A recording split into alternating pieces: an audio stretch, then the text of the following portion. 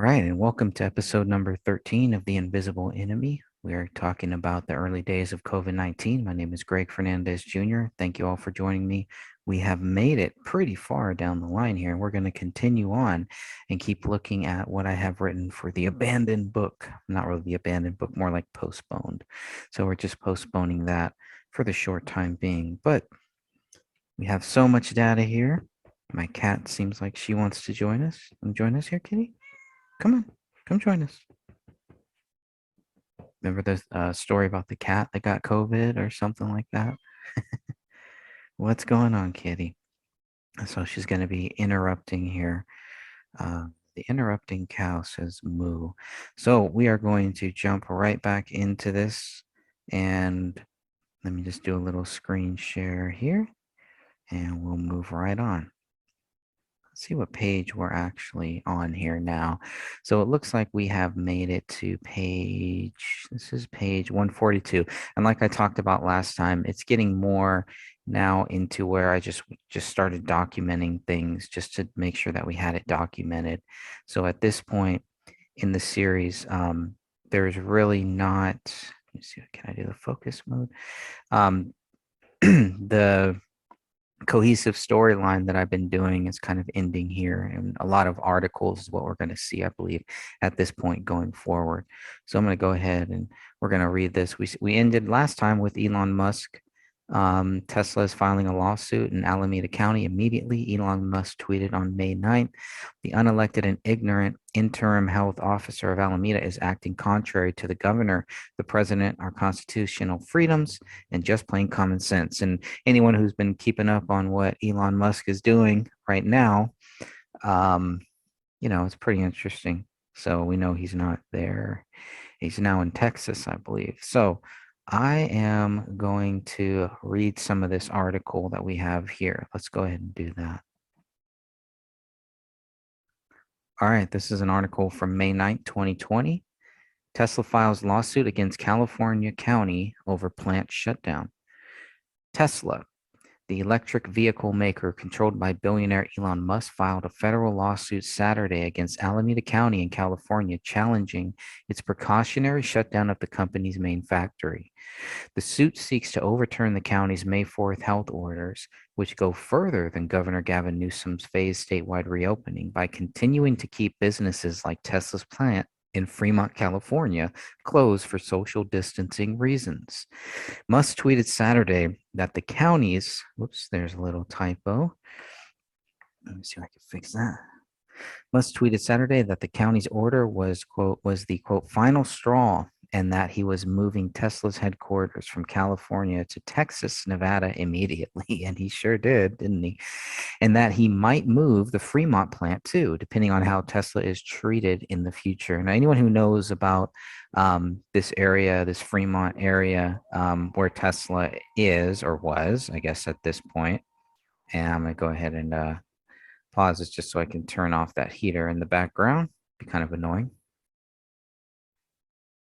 All right, sorry about that. Now that it stopped making that weird noise. But anyone who knows about the Tesla plant in Fremont, California, knows that it used to be a NUMMI plant for cars and car parts and things like that. And I had at one time had really wanted to get a job there, and went to interview, did the training and everything, and the environment was really, really bad. So some of those places, I don't know what it would be like at Tesla during that time, but I do know that NUMMI, the pay was good and it was a huge factory. It seemed very cliquish, very cold is the feeling that I got from just some of the trainings that I took there. But it brought in a lot of business to California, to Alameda County. So the fact that Elon Musk was kind of threatening to move the plant out of Fremont after NUMMI, shut down, and then Tesla took over. If they were going to move that out, I mean, Fremont, probably the city of Fremont, should have been up in arms, should have had a big fuss about it. I don't remember too much about it, but let's go ahead and go back and going to go back into this. So I just wanted, that's just a little background from someone who's kind of lived in that area. Fremont is pretty close to where Castro Valley is, the Hayward area, San Francisco Bay Area, Oakland, California area. So the fact that Elon Musk is threatening to move the Fremont plant may not be a big deal to people outside of the Bay Area, but for the East Bay, it's like this is a big revenue source here. So that was very interesting to see that. Now, Alameda, this is the end of the article, which thankfully we do have the quote here. Come up here, Kitty.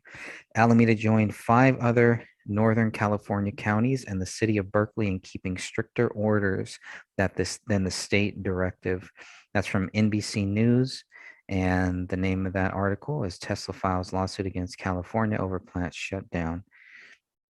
So we're going to go back. So obviously I must have missed a few things because I kind of went from May 9th and then circle back to May 8th. So come here, kitty. Come here, kitty. People want to see you. I know, but you're a kitty. So this is my furball cat, and she just wants to say hi. Hi, kitty. Hi, kitty, kitty, kitty. She is such a big, big kitty and very, very fat and very loving and very territorial. So she's going to sit right here next to me. Aren't you, kitty? Come here. All right. Enough of that. Let's get back into the story here. Yep, she's purring. Aren't you, kitty? Aren't you, kitty? Aren't you, kitty, kitty, kitty? Yep, yep, yep. Okay, we're going to continue on here. Let's see. So we went back. We're going back a day or so, back to May 8th. So let's look at May 8th. We have here, this is from Michael Berry. San Antonio City Council designates term Chinese virus as hate speech. That's a pretty interesting one. And of course, it's not too soon after that. I don't know if we would say Trump backs away from that term, China virus, Chinese virus, but Chinese virus, yeah, but he was saying China virus because it came from China, not Chinese virus, as in it came from the Chinese people or something. So we get that. So San Antonio City Council designates the term Chinese virus as hate speech. I don't know. I mean, we used to call that freedom of speech. It used to just be speech. So whatever. You can label it hate speech if you want, but labeling it hate speech does not override freedom of speech, whether we like it or not. And of course, I do not like it. I would not use that term Chinese virus, but this is how it all starts, right? Take away a little bit of the freedom. And that's why people are clinging to their freedoms and clinging to so many different freedoms, no matter what. This is also why the false flag operation for people is to try to create the worst case scenario so then they can take away your freedoms and try to label, take away your speech and call it hate speech and things like that. Because it's not just going to end with the Chinese virus thing, right? It's not really what it's about. They're really doing this so that way it opens up that door to say, well, what else can we label as hate speech? Oh yeah, this is great. It's such a great job. We're heroes now. When I don't really know too many people, I don't know anyone who is using the term Chinese virus. I know Trump has used China virus, but again, I know what he's talking about when he says China virus. He's not talking about the Chinese people. He's talking about where he thinks the virus came from. Whether we agree with that or not is a whole nother issue. Agree with any of that or not. So, but the term hate speech does kind of bother me because that's a whole nother issue. We'll leave that alone for now. Try to stay focused on this.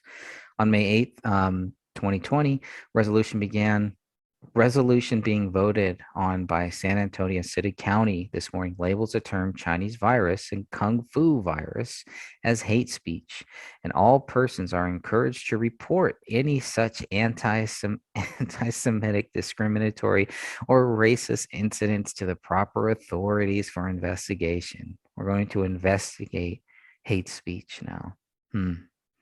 Yeah, I'm sure that's going to end well. I'm sure it's only going to be sure it's going to stop right there. Here is what Jay Oliva says on May 7, 2020. The left doesn't just want to police your behavior. They want to regulate your speech and have your fellow neighbors snitch on you if you make the wrong noise with your mouth. Interesting. That's Jaieavila. Just to get that into some spelling if you do want to go and check that out. So here is some other stuff.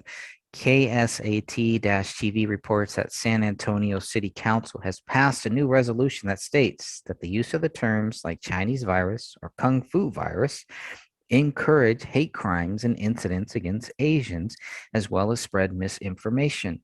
Liberal County member Manny Pelaez, speaking on resolution, said that, quote, hate speech is more dangerous than the virus itself. Wow. So now they're really saying hate speech is actually more dangerous than this virus. Well, how dangerous is this virus? Because hate speech is really not that dangerous in itself. If people are going to take violent actions based on hate speech, that's different than blaming hate speech. You blame the violent actions. With the virus, it would be the same thing. If people are going to go out and commit crimes because of the virus, I'm not going to really blame the virus. I'm going to blame the people that go out and commit crimes because they think the world is ending, or they think their world is ending, or they think that because of this virus, it gives them an excuse to go out and loot and riot and vandalize. So this is really interesting. I totally forgot about this article. All right, so really, what's the death toll of someone saying Chinese virus versus someone actually getting it? Yeah, that's a great point. Ladies and gentlemen, the party of science. This is from khrt.iheart.com. Featured Michael Berry. This is Michael Berry who wrote this 2020. May 5th, I'm sorry, May 8th, 2020, San Antonio City Council designates term Chinese virus as hate speech. That's pretty interesting. He makes some great points in there, and you can kind of, I'm sure you can draw your own conclusions on that one. But really, to say hate speech is more deadly than the virus, more dangerous than the virus, is really someone that really doesn't really have a grasp on hate speech or the virus, I would say. And I guess the only other thing to say on that is that we can look at the death rate for the virus, right? If you have a what 0.0000999 whatever chance of dying from it, then I think you have an even less chance of dying from hate speech. I mean, come on, that's seems pretty simple to me, but who knows? This is all fascinating for me to go back and kind of look at some of this stuff. And especially now, obviously back then I was just documenting these things. Probably a lot that I missed too, but I felt like these were some of the more relevant ones and some of the more important aspects of the coronavirus. If you want to call it the China virus, it doesn't bother me. If someone is going to use that and say, oh, because it's a Chinese virus and we can go out and commit hate crimes, I think for someone to do that is someone that is just looking for an excuse to commit hate crimes on people. I don't think that because somebody is running around using the terms Chinese virus that people are going to go out and commit hate crimes based on that. Maybe I'm wrong. I don't know.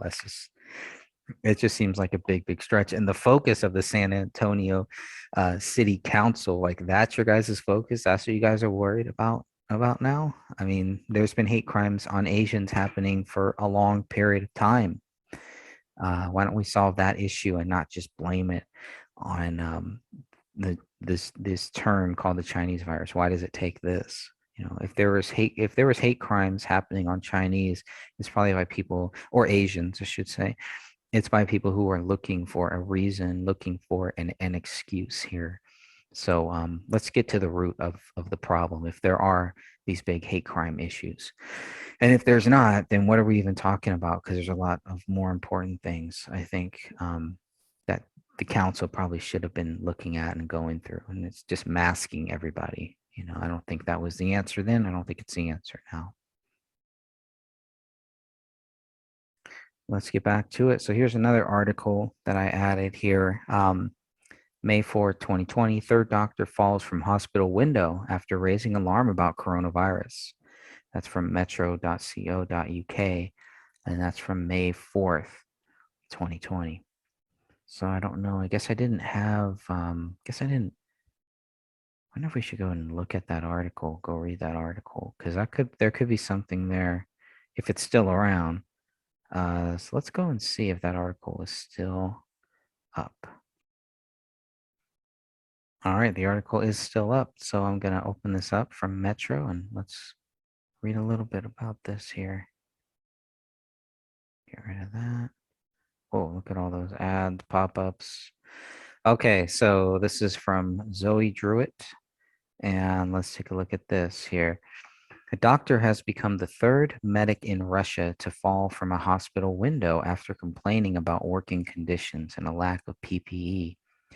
Alexander Shilopov, 37, is now fighting for his life after suffering severe head injuries when he plunged from a second floor window at the Novorosmarsky District Hospital in the city of Voronezh.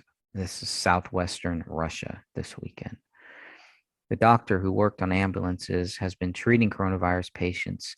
Days before his fall, he and a colleague, Alexander Kosovkin, filmed themselves claiming they had been forced to work by bosses despite testing positive for COVID-19. Mr. Koshikin was questioned by police on suspicion of spreading fake news in the days after it appeared online, according to news reports. Alexander later filmed a second statement while being treated for the virus in a hospital, where he retracted his claims made in the first video. His fall has led to speculation that he was pressured to film the retraction statement. Alexander is the third hospital worker in Russia to suffer from a mysterious fall from a hospital window after attempting to highlight conditions for coronavirus patients in the country. He suffered skull fractures after the fall on Saturday and is now said to be in critical condition. Two senior female doctors died recently after falling from hospital windows amid reports that they had challenged their superiors over a lack of PPE for those treating COVID-19 patients. In their initial video, Mr. Koshikin said, "Ambulance Dr. Alexander is next to me. He is confirmed COVID-19. The chief doctor is forcing us to work. What do we do in this situation? We are not leaving the shift. Myself and Alexander have been working together for a month. This is a situation everyone says it's fake, but these are real facts for you." It's a 42-second clip here. Let's see if that plays.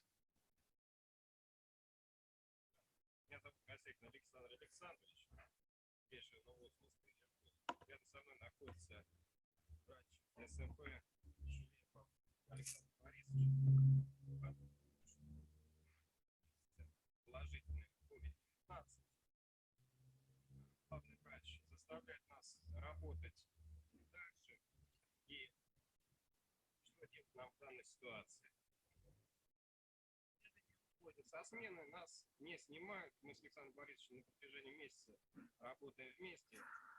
Вот такая ситуация находится. О том, что все говорят, это фейк, вот вам, пожалуйста, реальные факты от первого лица. There you go. So take with that what you will. And let's keep reading this article. Hospital chiefs have denied the allegations made by Alexander and his colleague. 3 days after their video, the doctor recorded a second video from hospital claiming his condition was improving. "I have a runny nose, otherwise all is well," he said. He claimed that in the first video, we were high on emotions, and that after he was found to be COVID-19 positive, he was taken off his shift. Last month, Natalia Lebedeva, 48, fell to her death from a sixth floor of a Moscow hospital after colleagues said she was unfairly blamed for the spread of coronavirus at her clinic. She had tested positive for COVID-19. Dr. Yelena, 47, a mother of two, also died after falling from a window at her hospital in the city of Siberia, Krasnoyarsk, Siberia. Colleagues said she had complained about an acute shortage of PPE for doctors and nurses before her death. Interesting stuff there. So, interesting article, wouldn't you say? Stop that share for now. All right. We still got a few more minutes here, and we're going to read a little bit more. I totally forgot about some of this stuff here. All right, so now let's get into the comeback. This is still May 8th, 2020. It's back in focus mode here. Okay, here we go. May 2020, coronavirus comeback will be led by small businesses. That is from Linda McMahon. And yes, that is the wife of the owner of the WWF, WWE, Vince McMahon, who was working for Donald Trump at this time. "What you're going to see," Linda McMahon told a host, as is always the case, is that this comeback will be led by small businesses. Shelley Luther was a classic example of why small businesses lead the way and are the backbone of the economy because small business owners are innovative. They are entrepreneurs. They're going to figure it out. They're going to provide the right safety measures to get customers back into their businesses. They always have and they always will. Linda McMahon reminds us why we need to get past the fear factor. Here's what she says. The way we get past the fear factor is to make sure that customers are going to feel safe coming back into retail stores, hair salons. Nancy Pelosi felt very safe about that. Nail salons, pizza parlors, restaurants. Gavin Newsom, no problem. He has no problem going back there because they are all vital to our economy. And we're going to see small businesses do that. Linda agrees people want to go back to work. Here's what she says about that. States now have got to look at how we reopen safely in our country and get people back to work because we are a consumer economy. And until we get back to being consumers and create that demand, we're not going to see our economy come back. But we're going to see it come back. And I have great confidence and faith in President Trump, who knows exactly how to do that. We've built this economy once, and he's the one to do it again. Let's look at the press briefing on May 8, 2020. Oh, this is going to be a good one, right? It's going to be a long one. We love the Q&As. I always love to document the Q&As here. It looks like that's exactly what I did. So this is page 144. And we're going to have to cut this one a little bit short. Well, let's see how far we can get. So it can happen anywhere. President Trump says it's a very elusive enemy, a vicious enemy, an elusive enemy. And I think more importantly than anything, with this one, it's probably the most contagious enemy that anybody has seen. Trump is asked about the vaccines. Question. So, but how important do you believe a vaccine is to getting out of this? And what do you say to those that, this growing anti-vaccine, the president? Well, I feel about vaccines like I feel about tests. This is going to go away without a vaccine. It's going to go away and we're not going to see it again, hopefully after a period of time. You may have some flare-ups, and I guess, I would expect that sometime in the fall. If you have flare-ups, maybe not. But according to what a lot of people say, you probably will. We'll be able to put them out. You may have some flare-ups next year, but eventually it's going to be gone. I mean, it's going to be gone. I really want to stop right there for a second. And that is a very big point where Trump is clearly saying in a press briefing, we don't need the vaccine. The vaccine is not the answer. He feels this is going to go away without a vaccine. And as we've seen with the vaccine has not solved everything, right? It has not. I mean, you got booster shots and all that stuff. And he's talking about flare-ups. And there's going to be flare-ups. Everything he was saying back then seems to be totally right. The vaccine did not help. What helped was stuff like Dr. Erickson was saying, play in the dirt, you need to be exposed to it. Think of it like the chicken pox is the best way that I've been looking at it. Like you have to be exposed to it, then you get over it. But if you're doing the vaccines, you're getting these booster shots, all that, and it's not working, you can clearly see why. It's like these germaphobes who are scared of germs. You need to get germs. But that's why I say the Dr. Erickson video is one of the best that I've ever seen. It's really sad that we can't play it here on YouTube. It's on Rumble, so you can go check that out. But Dr. Erickson, COVID-19, put in that, it'll pop right up. I'm sure it's like a 1-hour video, great video. And let's continue on. I wish I did not have to cut this one short, but I may have to, unfortunately. So I thought that was a very important point that Trump made back in May, especially when I hear people saying Trump has been pushing the vaccine. Here he's clearly saying this is going to go away without a vaccine. There you go. That's all you need to know. There will be flare-ups, but there you go. Okay. He continues on. President Trump continues on. There are some viruses and flus that came and they went for a vaccine. They never found the vaccine and they've disappeared. They've never shown up again. They die too, like everything else. They die too. And so whether we do or not, I think great progress is being made by Johnson & Johnson, by Oxford and some others. NYU I see as very advanced. But if you don't get it, this is going to go away at some point. Question. Mr. President, what evidence have you seen that this is going to go away without a vaccine? Mr. President, I just rely on what doctors say. They say it's going to go. That doesn't mean this year. It doesn't mean it's going to be gone, frankly, by the fall or after the fall, but eventually it's going to go away. The question is, will we need a vaccine? At some point, it will probably go away by itself. If we had a vaccine, that would be very helpful. I'd be very happy to have a vaccine. There you go. You can clearly see he's not saying we all need to get it. What you hear Biden say, everyone has to have it pretty much. Trump is saying something completely different. If you want it, it's good. Get it. Go get it. It's not the end all be all. It's not the answer. And that is from the White House press briefing. I need to find that video too. President Trump meeting Republican members Congress. Trump is also asked about testing on May 11th, 2020. Question. Thank you, Mr. President. You said many times that the U.S. is doing far better than any other country when it comes to testing. Yes, President Trump answered. Question. Why does that matter? Why is this a global competition to you if every day Americans are still losing their lives and we're still seeing more cases every day? The president. Well, they're losing their lives everywhere in the world. And maybe that's a question you should ask China. Don't ask me, ask China that question, okay? When you ask them that question, you may get a very unusual answer. Yes, behind you, please. Do you want to follow up? Question. Do you want to follow up? Question. Sir, why are you saying that to me specifically that I should ask China? President, I'm telling you, I'm not saying it specifically to anybody. I'm saying it to anybody that would ask a nasty question like that. Question. That's not a nasty question. Why does it matter when the president? Okay, anybody else, please go ahead. In the back, please. Question. I have two questions. President. No, it's okay. We'll go over here. Question. But you pointed to me. I have two questions, Mr. President. The president. Next, please. But you called me. The president. I did, and you didn't respond. Now I'm calling on question. Sir, I just wanted to let the president, the young lady in the back, please. I just wanted to let my colleague finish. The president. Okay. But can I ask you a question, please? The president. Ladies and gentlemen, thank you very much. Appreciate it. But you called on me. The president. Thank you very much. So see, president is not at this point. He's really not. He's seems kind of fed up. Can't really blame him either. But hey, if they're not going to, he's asking questions. The people don't want to ask the questions.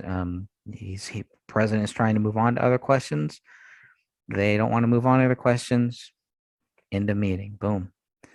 President does not have to get out there every day the way that he did. He was out there every day taking questions. And nasty questions, like you said, nasty questions. And I think that's a pretty nasty question there. That's page 147. So we'll go ahead and stop right there. That's probably a good place to stop. Obviously, me transcribing it does not do it justice. It is much better to actually get the transcript, or I'm sorry, much better to watch the video and see exactly this back and forth here and what led up to that. Because obviously, I just took the one little spot, the one end spot, and kind of worked with that. But there's still a lot more. I want to thank you all for episode number 13. And we'll come back again and continue on with this very important case here, this very important topic. And what you're seeing now, what you're watching now will someday be in book form. God bless you all.